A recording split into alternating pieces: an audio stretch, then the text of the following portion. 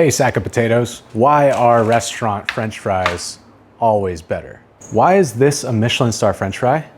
Does it deserve a Michelin Star? Wow.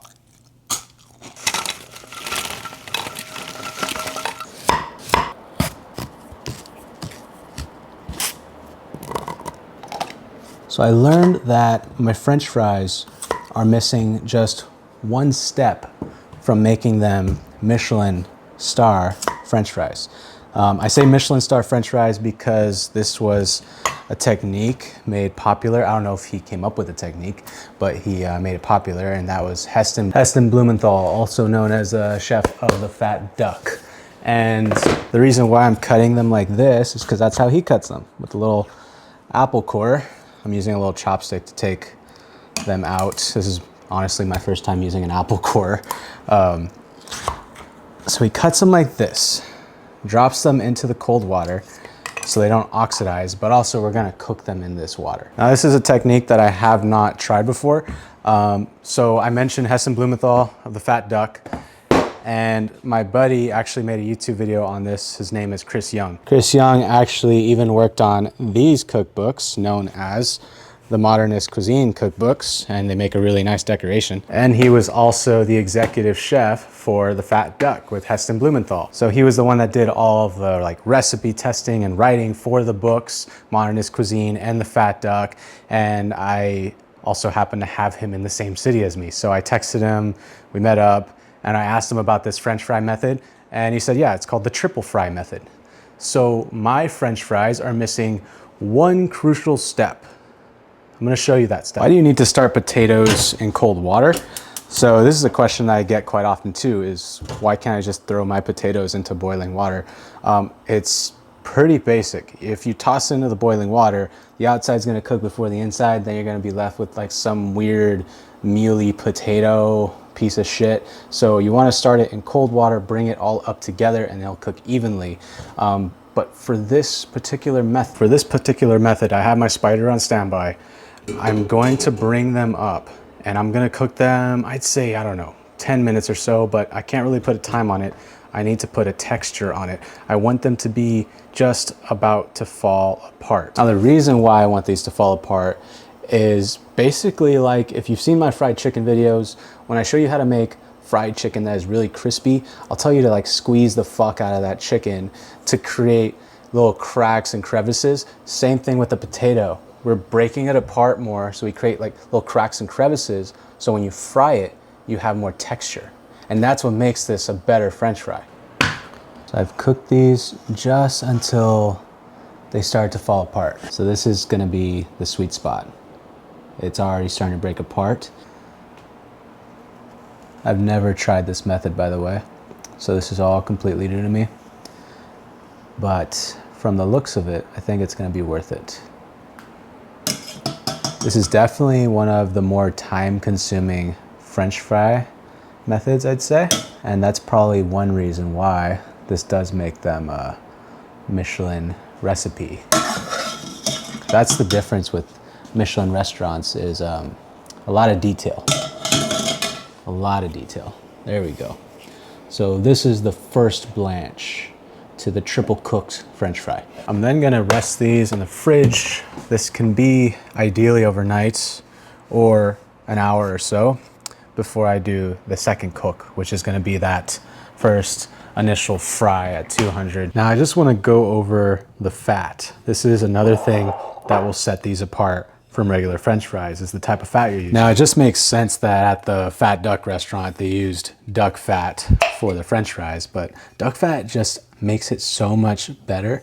When you're frying things in general, here's something to take into account. If you use something like this pot, for example, full of fryer oil, if you use something like that, it's gonna work, but it's not gonna hold as well.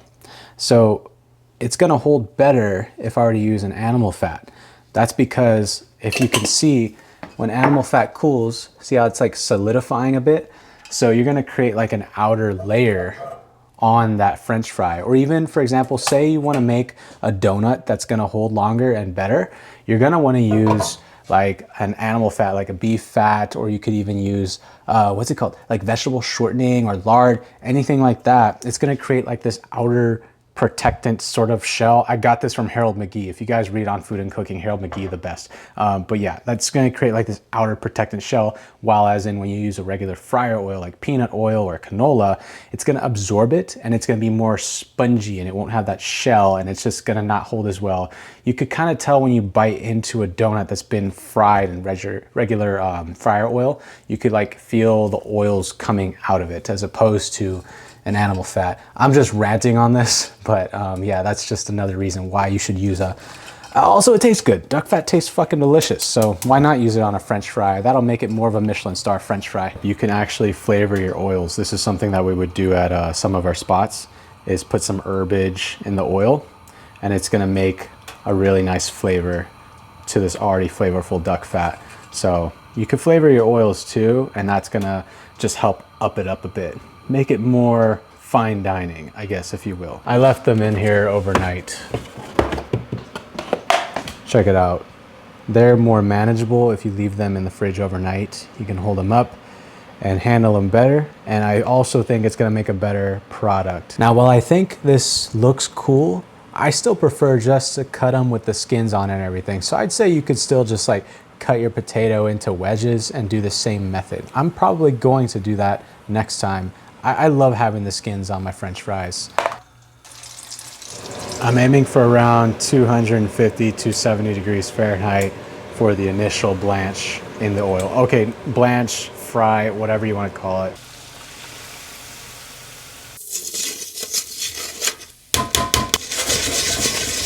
I'm blanching them just like a regular French fry. You want to take them until they're just sort of leathery outside skin looking. I did it at 270 to 300 degrees Fahrenheit in the oil just until I got that texture. I'm also really enjoying the like rusticness of these fries. They're all like not the same size. They're all broken up. They got some craggliness to it, and the cat wants some French fries, it sounds like too. They got sort of like broken upness to them. They're not all the same. I love the way these look. These are going in the fridge for one last time, and you can hold them in the fridge until you want to fry them. I'd say for about, I don't know, a few days to a week. So if you are in a restaurant, you would hold these in the walk-in or in your low boil and fry them off to order. So yeah, you can hold these off. They're ready to go on the next fry.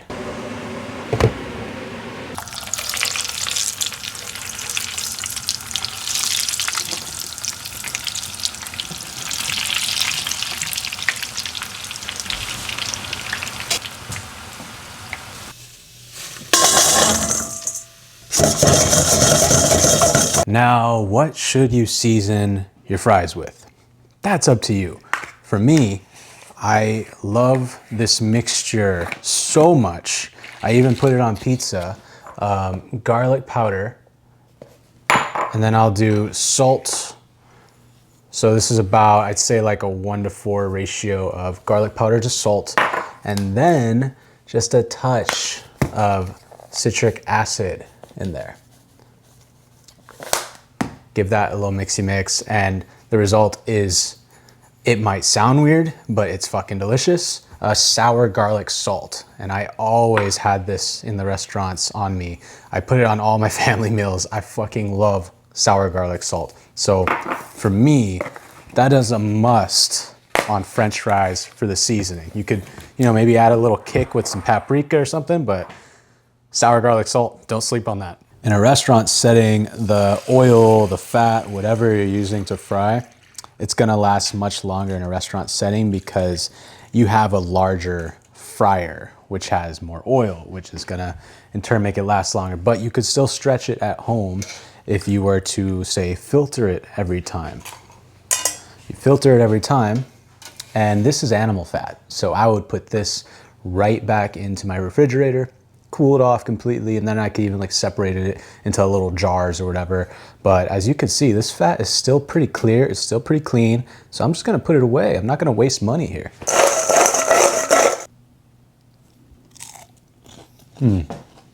It's got like a really fluffy interior.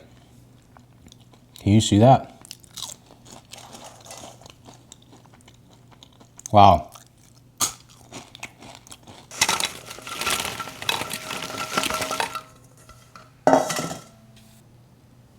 Wow, wow, wow.